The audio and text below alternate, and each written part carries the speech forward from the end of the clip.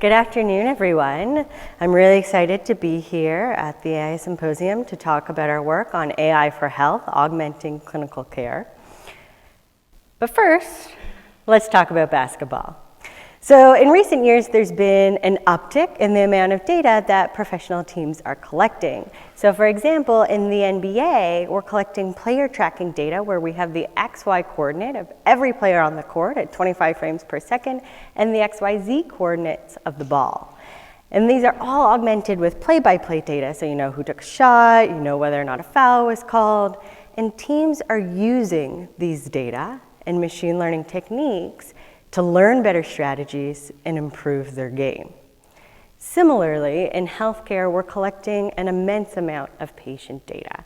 Everything from what medications a patient's on to imaging data and clinical notes. And I would argue that we should be using these data to improve patient care. And while clinicians are spending ever more time entering data about their patients and studying data about their patients, we're still ignoring the vast majority. So in my group, we develop and use machine learning techniques to look for patterns in these data, patterns that can then be used to sort patients from low risk to high risk for a particular adverse event or outcome. And these types of clinical decision support tools are really important given the number of challenges that today's healthcare system is facing. So the opportunities for AI in health are vast. From a data perspective, there's a seemingly unlimited number of technical challenges. And in my lab, we work across a number of different areas within machine learning, from time series analysis to transfer learning to causal inference. And while we're really focused on making methodological contributions and advancing the technology of machine learning, we're motivated by clinically relevant problems in which AI can augment clinical care. And our work spans a number of different data types, from structured contents of electronic health records to sequencing data in the microbiome to even imaging data to model the progression of neurodegenerative disease. But today, I'll tell you about one project in which we've been able to make considerable progress. And that's in predicting infections that are acquired during hospitalization. So healthcare-associated infections, or HAIs, are one of the top 10 contributors of death in the US. And Clostridium difficile is one of the most prevalent or common types of HAIs. C. diff is a type of bacteria that takes over the gut when normal flora get wiped out, and it can lead to colitis and even death. It's associated with excess medical costs of over $4 billion. So this slide is actually outdated. And we hypothesize that one of the reasons this disease remains so stubbornly prevalent in hospitals today is because we lack an effective tool for measuring patient risk. So given that the risk factors of the disease are multifactorial, we take a data-centric approach to the problem in which we leverage the entire structured contents of the electronic health record. We do this to learn a model to sort patients from low risk to high risk for the risk of developing an infection with C. diff during the current hospital admission. Within the EHR, we know what medications a patient's on, what procedures they've undergone. We also know where they are in the hospital and who's in the bed next to them. We know who's treating the patient as well. And while others have looked at this problem, in contrast to prior work, we don't make assumptions about what is or isn't important. We leverage the entire contents of the electronic health record. Instead of making a single prediction per patient based on a snapshot of that patient in time, we make multiple predictions. And we consider how those predictions change over time. Finally, instead of trying to find that one-size-fits-all model, we focus on hospital-specific models, because there's no reason to assume that once you have a model trained on data collected at Michigan, that it will necessarily apply to patients at Massachusetts General Hospital in Boston, because of differences in patient populations, differences in clinical protocols, differences in healthcare staff, differences in the physical layouts of the hospital, not to mention differences in the electronic health record system itself. So instead of trying to find that one-size-fits-all model, we propose a generalizable approach to learning hospital-specific models.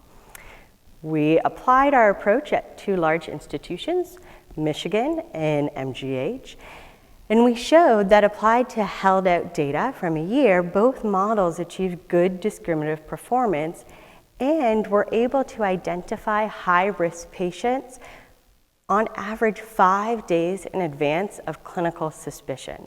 So this isn't even clinical diagnosis, but when the clinician first suspected that a patient might have C. diff and ordered the lab test result. So we're now working to prospectively validate these models at both Michigan and MGH with the eventual goal of running a clinical study in which we use the models to target interventions. But where do we go from here? We'd like to improve the model. One way to improve the model would be to throw in more data, right? Let's get data on everyone from 2018 and let's add that to the training set. And while that might lead to a slight increase in the discriminative performance or predictive performance of the model, it's not clear what clinical significance that would have. From our work with clinicians, we've identified a number of key characteristics that we believe are important for the safe and meaningful adoption of these tools in clinical care. In addition to being accurate or getting it right, these models should be credible. They should agree at least in part with what's known. They should also be robust and able to adapt to changes over time. And finally, they should be actionable, telling us not only who's at risk, but how to reduce a patient's risk. And while we'll need machine learning techniques, and we'll certainly need data to achieve models with these sorts of characteristics, I'd argue that we'll also need something else that's frequently overlooked in the ML community, and that's domain expertise, clinical domain expertise. And I think this is really important, especially in healthcare, where even if you had data on every patient in the world, there are some diseases or outcomes that are so rare that you wouldn't have enough data to draw meaningful conclusions from those data alone. So in my lab, we're working on techniques to incorporate domain expertise into these sorts of clinical decision support tools. Now, this talk is about augmenting clinical care with AI, but I would argue that we could also use clinical care to augment our AI. So recently, we've shown that domain expertise regarding known relationships between what increases a patient's risk of acquiring one of these infections can be incorporated in such a way that it leads to not only more credible models, but also more robust models. So this is work done by one of my PhD students, Jenna Wiens, here at the University of Michigan. So in high-stake domains like healthcare, many users seek interpretable models, models that tell us not only who's at risk, but why a patient's at risk. And to achieve this type of interpretability, many researchers will focus on limiting the average complexity of the rule set or the size of the rule set. So if I can tell you with linear models instead of nonlinear models, that's more interpretable. If I can tell you with a handful of variables why a patient's at high risk instead of 10,000 variables, that's more interpretable. So to limit the size of the rule set, many researchers will use regularization techniques that we're likely familiar with, like L2 or L1. Many users will use L1 because it encourages sparsity in the set of parameters. You're more likely to set some of those thetas to exactly 0. However, given two perfectly correlated features, lasso may randomly eliminate one. And this can lead to strange results when you're analyzing the set of coefficients or the feature weights. So oftentimes working with clinician, they want to know why a patient's at high risk. And since we're using linear models, we can start to look at some of the coefficients to understand why the model's making the predictions it's making. And the first few variables here might make sense. So CDI, a C. diff infection in the past year. We know that roughly 20% of cases will relapse within 60 days, so it makes sense that this is a risk factor. But we don't get too far into the list when we start to see these puzzling factors arise. And it might just be that this variable is here because it's highly correlated with another variable that is known to be associated with C. diff. For example, if it's always given with a particular medication and that medication increases a patient's risk of C. diff. However, because we're trying to learn these interpretable models, we throw in that variable away because of all the collinearity in the data.